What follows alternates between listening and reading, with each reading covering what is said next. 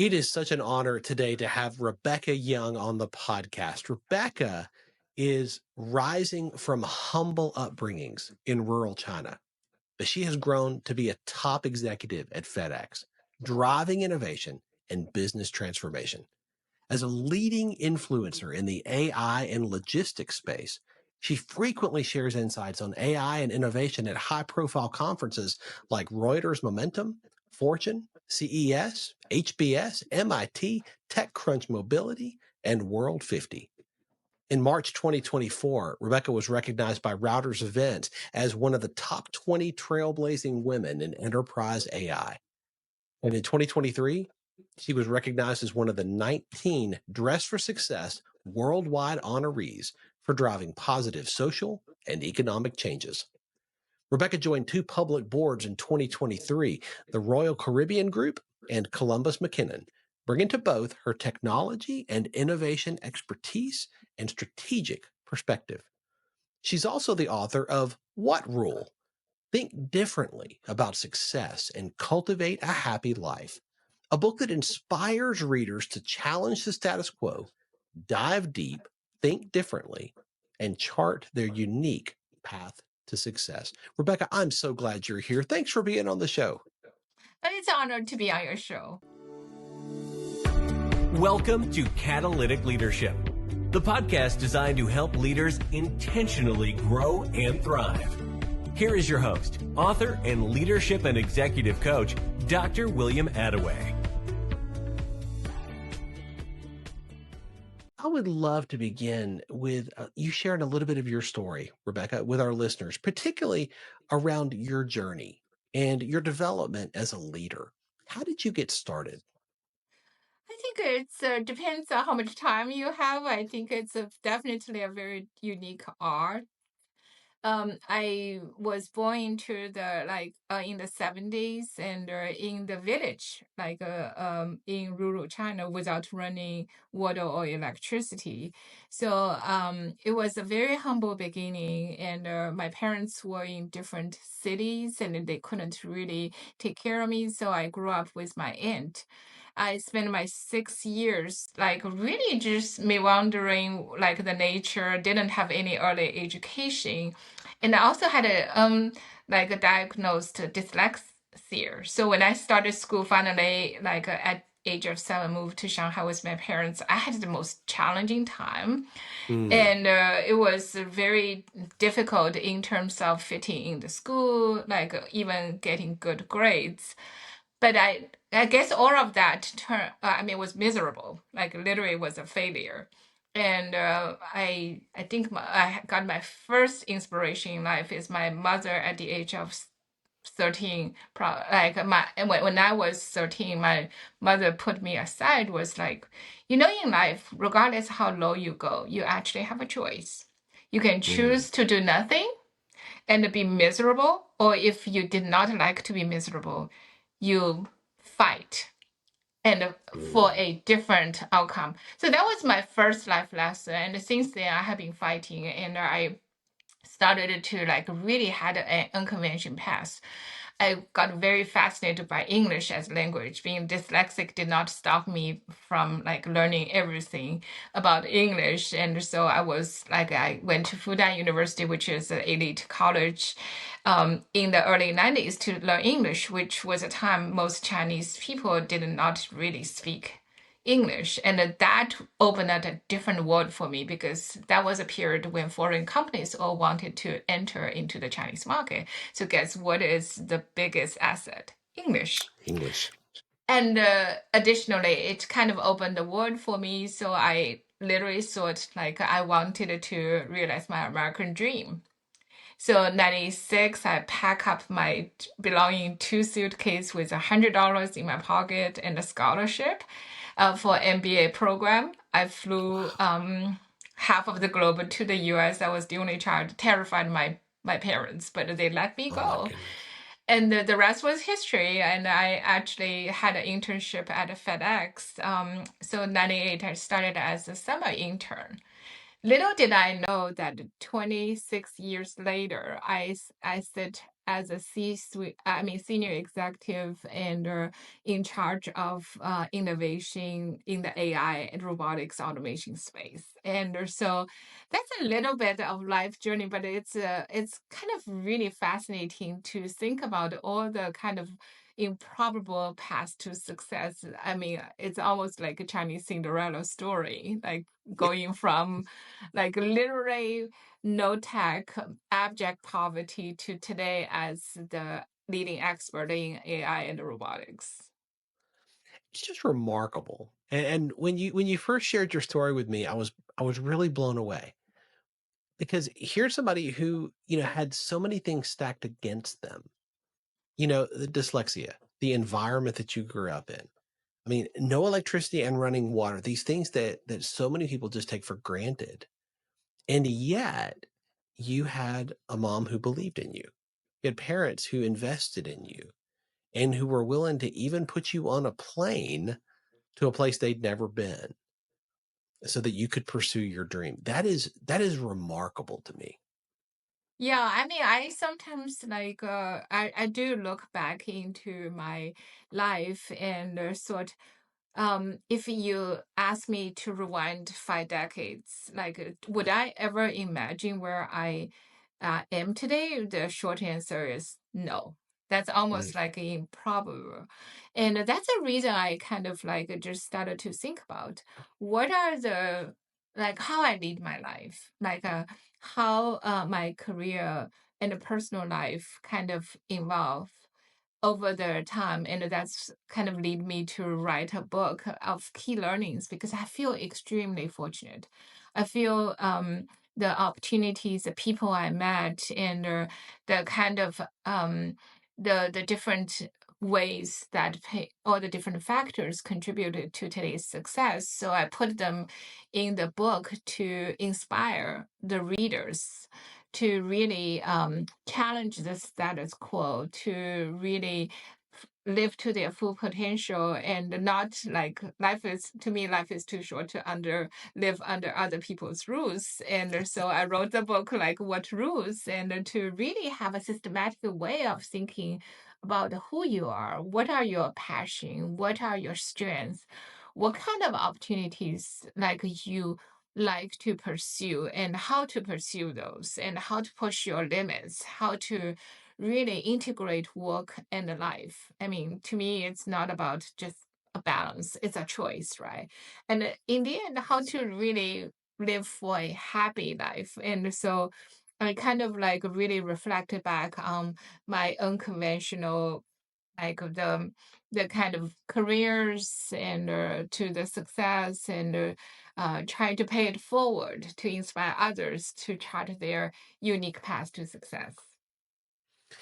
When I picked up a copy of the book, and I have to tell you that reading this was a joy. And that is not always the Thank you. case. I love to read, and reading somewhere between 120 and 130 books a year is my typical Wow. rhythm. This one I really enjoyed diving into because it's very authentic. It's very real about you, your story, what you've learned, and sharing so openly from that.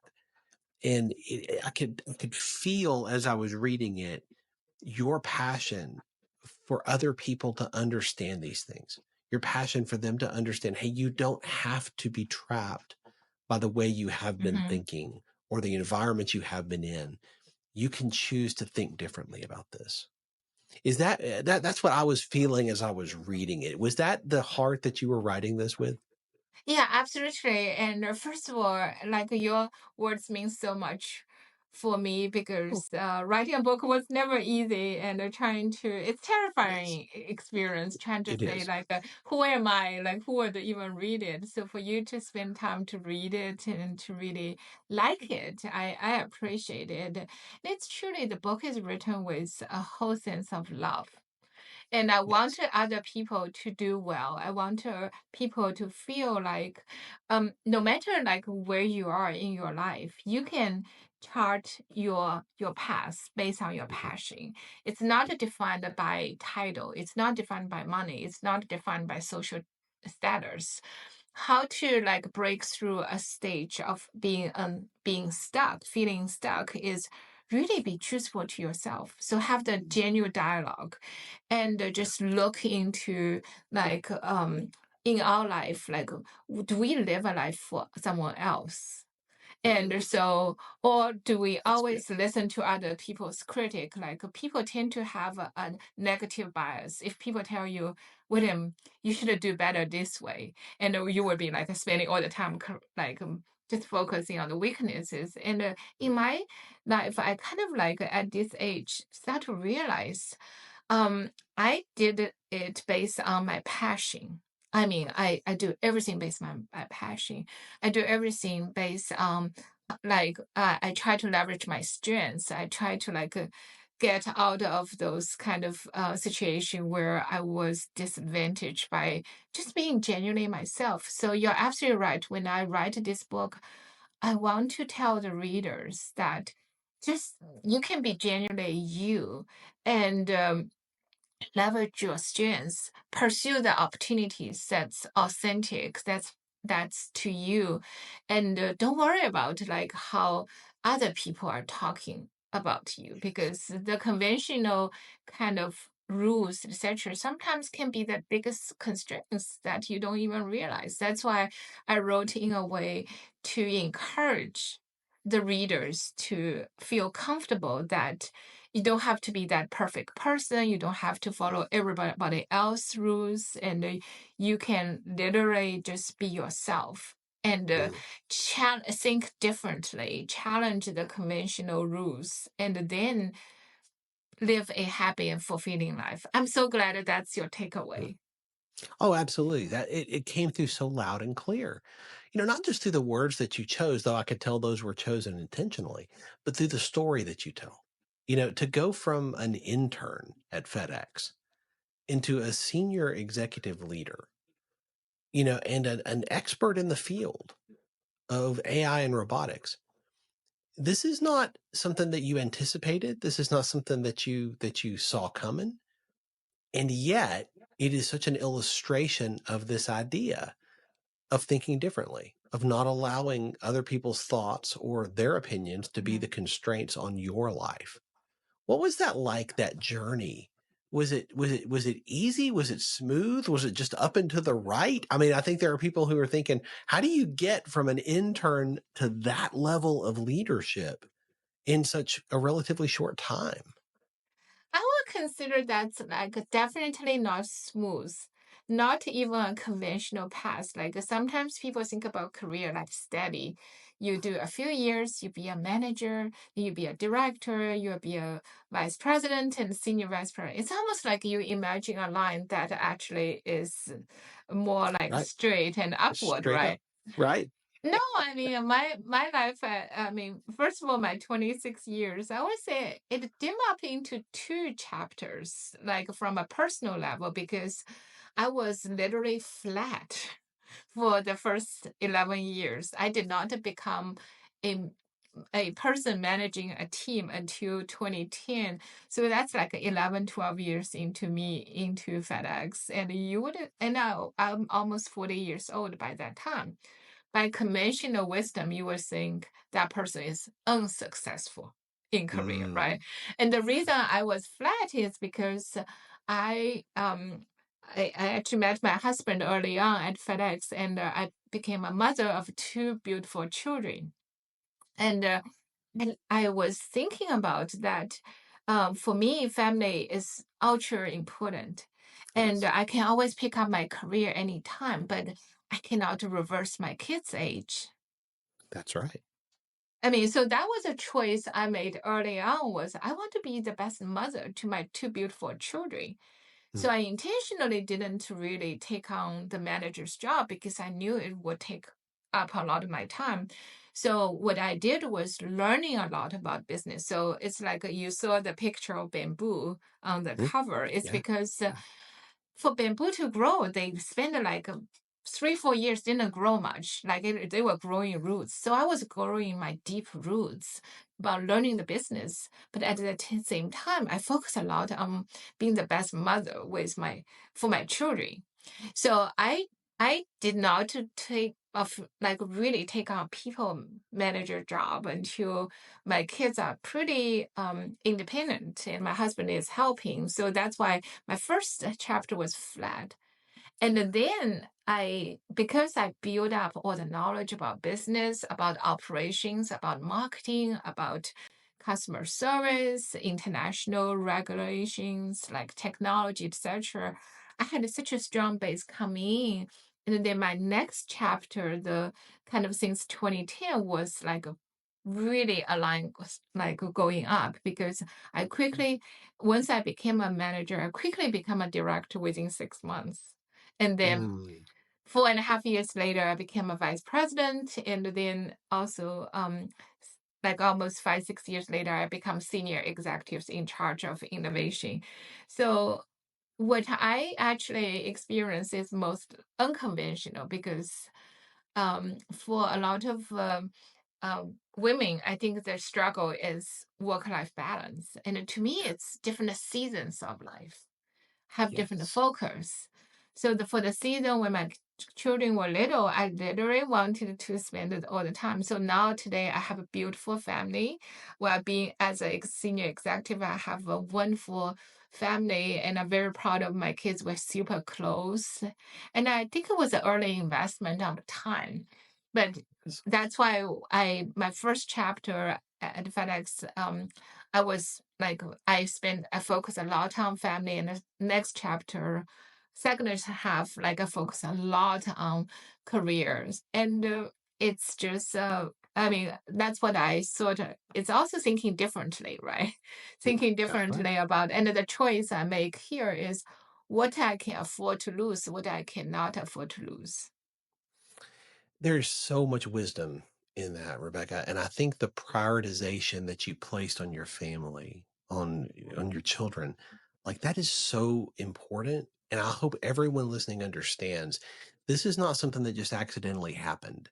You didn't wake up one day and say, oh, wow, look, I'm prioritizing my family. I don't know how that happened. I didn't mean for that, but here it is. You chose that. That was an Yeah. intentional prioritization. And I love the language you use there of seasons. You know, that there are different seasons of life. You know, like my girls are older now. You know, my older one's about to graduate college and my younger one's about to graduate high school. And it's a different season. You know, I would not be doing what I'm doing now the way I'm doing it when they were in preschool. It was a different season. It required different things of me when they were infants, when they were toddlers. We had to prioritize different things. I love that you talk about that. And I love that you talk about how that season required that, and that you're enjoying the fruit from that season now in your relationship with your kids. But it didn't negatively impact the trajectory of your career because that was a different season.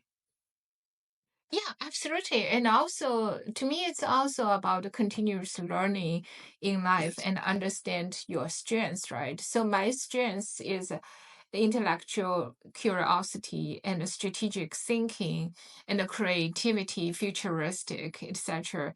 So when I fully understood my strengths, I continuously learn because even I told my kids these days in college, I think that college is a way to actually learn how to learn because guess what? Once you graduate college, if I rewind back, like what I learned in college, I'm not sure like how relevant it is to today, but even my work, I went from an English major to be the expert in AI and robotics, right? And it's that strength carries me to continuously learn, continuously evolve. And so when we talk about different seasons, even when I focus on being the best mother, it doesn't stop me from spending a lot of free time, just absorb the knowledge about business, about technology, learn new things every day. And so that as a bamboo, like you kind of like just continuously accumulate the kind of experience, knowledge, thinking, and you learn from everybody like around you, whether Yes. does not matter their rank, but looking at what they do best. So those are the things I think I wrote in the book, which is the strengths rule. when you focus on your strengths and continuously to learn, you all of a Yes. sudden just differentiate versus always like working on the weakness, right? So I kind of draw a line as a kind of, if we think about the human's capability is average. If you have strengths, most likely you're above the average. And if you um, have weakness, most likely you're below. If you spend the same amount of time and energy to move them up the same kind of scale, if if you moved from strengths, you might catch to be the average. But if you actually focusing on elevate your strengths, you all of a sudden differentiate. And these are all the different ways of thinking, how we can really just build up our strengths in life and that differentiate us from others. I love that. I love that teachable spirit that is so prevalent there. I love that intentional choice to learn and to stay in that learning posture no matter what environment that you're in. That is a model, I think, for every leader listening, because that is a choice. Again, a choice that you and I get to make and can make every single day. Will we be the most teachable person in the room? Who can we learn from today? And like you said, rank is irrelevant. You can learn from anybody if you have that posture. Yeah, absolutely. And that also makes life more fun, right? I mean, like every day, Yes. like when we pick up, I mean, I have one of the mantra I have for myself is every day I needed to be better than yesterday. I'm a better version today than yesterday. And Yes. that's literally centers around we can constantly evolve, like evolve our perspectives, evolve our identity, evolve our priorities. And in Yes. that way, we truly integrate a kind of like the career we have with the life we have. That's so well said. I love that.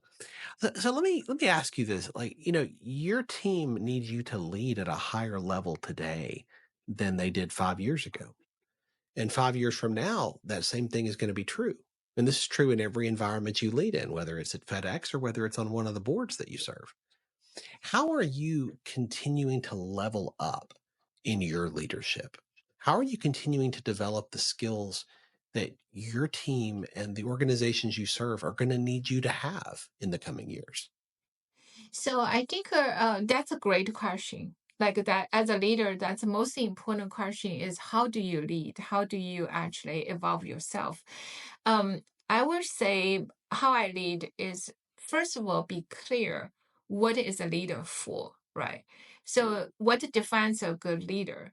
A leader is one that brings out the best from others. That's my definition, the I love simplest that. definition. And that's because if the leader thinks he or she is is the smartest person, then by default you constrains the kind of ideas and input. Other people would Yes. not feel the psychological safety to share with you their Mm, knowledge. And so you think about the collective genius is you bring together the best and the ideas from everywhere. I always tell my team the best ideas win, not the best, that's right. not the highest title that wins. That's right. So That's right. that philosophy is critical for me to constantly encourage team members to share their ideas, their wisdom, so we could have win on the collective genius versus the individual's brilliance. So that's one. Yes. And the second, as a leader, is constantly learn and make myself better. Even like the experience I had with, I mean, the teenagers. Like my kids are now older, but during teenager days, it's a very difficult challenge for any parents because Yes. I start to really understand the more you tell them, the less they will do.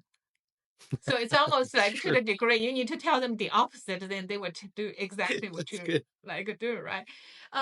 But if you bring them out, if you listen, you start to understand that the kids grow up in today's world because it's digitally like connected. It's very different than the time we grew up.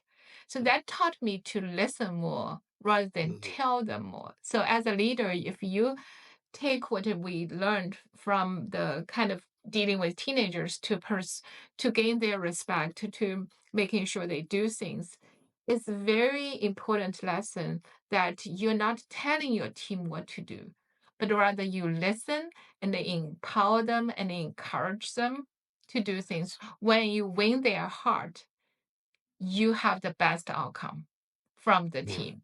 So those are the ones like key leadership lessons, which again is integration of what I learned between my personal and professional life. And what I learned from professional, I can also like help to coach my kids on what to do. I mean, even like we are the leader inside our family, right?